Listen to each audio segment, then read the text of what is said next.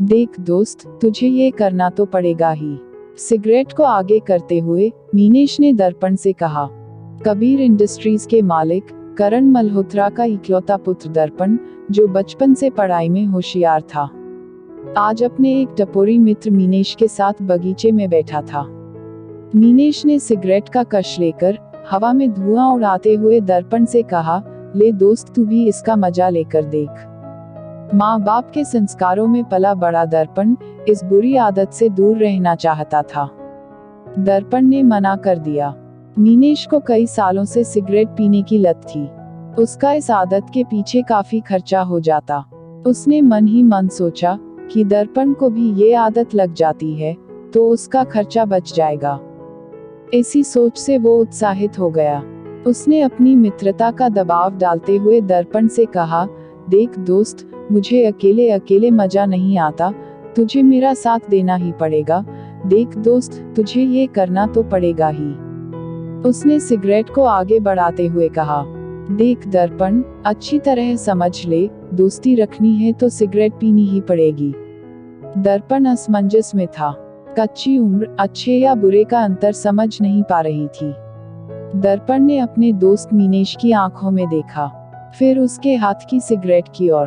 कुछ सोचकर उसने मीनेश के हाथ से सिगरेट ले ली।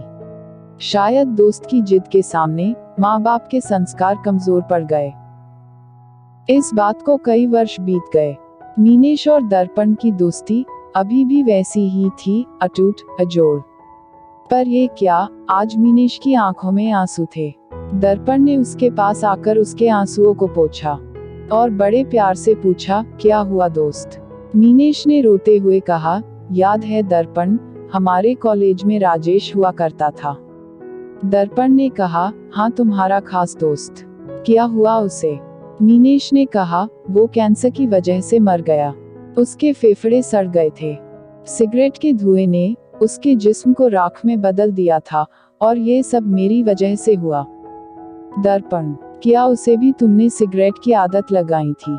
मीनेश, ना मेरे दोस्त, याद है सालों पहले मैंने तुम्हारे सामने सिगरेट रख कर पूछा था। देख दर्पण, अच्छी तरह समझ ले, दोस्ती रखनी है तो सिगरेट पीनी ही पड़ेगी। दर्पण, हाँ याद है। मीनेश, बस उसी तरह राजेश ने मेरे सामने सिगरेट रख कर कहा था, देख मीनेश, अच्छी तरह समझ ले, दोस्ती रखनी है तो सिगरेट पीनी ही पड़ेगी। और उस दिन से मैंने सिगरेट पीना शुरू किया था। दर्पण, तो दोस्त उसमें तुम्हारा क्या दोष? वो अपनी गंदी आदतों की वजह से मरा, उसमें तुम्हारी क्या गलती? मीनेश, गलती मेरी ही है दोस्त। काश उस दिन जिस तरह तुमने मेरे हाथों से सिगरेट लेकर कहा था कि मीनेश, फैसला तुम करो, तुम्हें क्या चुनना है, सिगरेट या मेरी दोस्ती।